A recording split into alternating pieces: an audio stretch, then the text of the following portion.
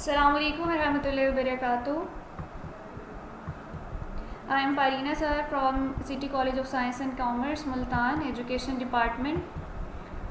आज आपसे डिस्कस करने जा रहे हैं एजुकेशन फर्स्ट ईयर का टेस्ट नंबर 5 हिस्सा मारूजी। सबसे पहले हम देखेंगे, सबसे पहला बेटा आपका सवाल है, मज़ामीन के उन्वानात की फहरिस्त जो इम्तहानात के लिए तैयार की जाए क्या कहलाती है? तो वो कहलाती है सिलेबस। सिलेबस जब भी आपको कोई कोर्स वगैरह पढ़ाना होता है तो उससे पहले हमेशा मेंशन किया जाता है कि कौन कौन सी चीज़ें आपके एग्ज़ाम में या आपके कोर्स में इंक्लूडेड होंगी। नेक्स्ट आपका क्वेश्चन है, निसाब साजी का अमल मुसलसल है और साथ में क्या है? मखरूती है। फिर उसके बाद है क्वेश्चन नंबर 3, निसाब मकासद के तहत तदवीन किया जाता है। कौन से मकासद होते हैं? तो वो होते हैं जी बहुत ख़ास मकासद जो कौमी उम्मीदों के मुताबिक होते हैं। नेक्स्ट क्वेश्चन है, निसाब के अनासिर कितने हैं? आपकी बुक में 4 मेंशन किए गए हैं तो आपने यहाँ पे 4 पे टिक लगाना है। नेक्स्ट क्वेश्चन है, पाकिस्तान में सूबाई टेक्स्ट बुक बोर्ड कब कायम हुआ? बहुत ईजी सवाल है, आपको याद होना चाहिए। Option number C 1962।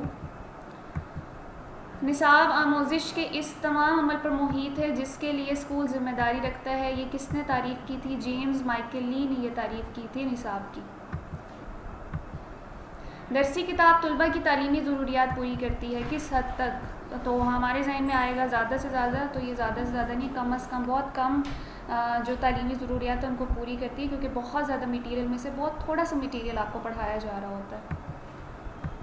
अगला सवाल है, निसाबी अमल का तीसरा जुज़्व है तरीक़े तदरीस, क्योंकि 4 उसके पॉइंट थे तो चारों में से तीसरे नंबर पे जो आता है वो है तरीक़े तदरीस। पैमाइश जायज़ा के अमल का कौन सा पहलू है? मिकदारी वैल्यू, क्योंकि इसमें क्वांटिटी में आपका आंसर दिया जाता है, मार्क्स में से आपको नंबर दिए जाते हैं, तो इस वजह से इसको हम मिकदारी पहलू कहेंगे। अच्छी दरसी किताब की खसूसियात तमाम हैं जी, क्योंकि दिलचस्प भी होनी चाहिए, मुतवाज़िन भी होनी चाहिए और सादा भी होनी चाहिए, तो ये तमाम पे आप इस पे यहाँ पे डी पे टिक लगाएंगे। ये था आपका हिस्सा मारूजी। अब चलते हैं हिस्सा इंशाइया की तरफ, मुख्तसर जवाबात। पहला सवाल है, निसाब में जायज़ा इतना ज़रूरी क्यों है? इंपॉर्टेंट है, थोड़ा टेक्निकल आंसर है, प्रॉपर्ली दीजिएगा। निसाबी जायज़ा इसलिए भी ज़रूरी है कि निसाबी जायज़े से हमें तलबा की सलाहियतों और इनकी तख्लीकी, तनकीदी और मुआशरती लियाकतों का इल्म होता है और हमें निसाब को बेहतर बनाने में और इसमें तरमीम और तनसीख के मौके भी मिलते हैं। निसाबी जायज़े से हासिल शुदा नताइज निसाब और निसाबी अज्जा को खूब से खूब तर बनाने में रहनुमाई का किरदार अदा करते हैं। तो सिंपली इसमें जो अगर हम सिंपल वर्ड्स में बात करें तो वो ये है कि निसाब 2 चीज़ों पे मुहित है। पहला तो ये है कि आपके अंदर से जो आपकी एबिलिटीज़ है उनको बाहर निकालता है। दूसरा ये है कि देखा ये जाता है कि अगर जायज़े में देखा जाए कि निसाब से जो चीज़ें हम हासिल करना चाह रहे थे वो आप में से नहीं हासिल हो रही, तो फिर हम निसाब को चेंज कर सकें, इसलिए भी जायज़ा बेहद ज़रूरी है।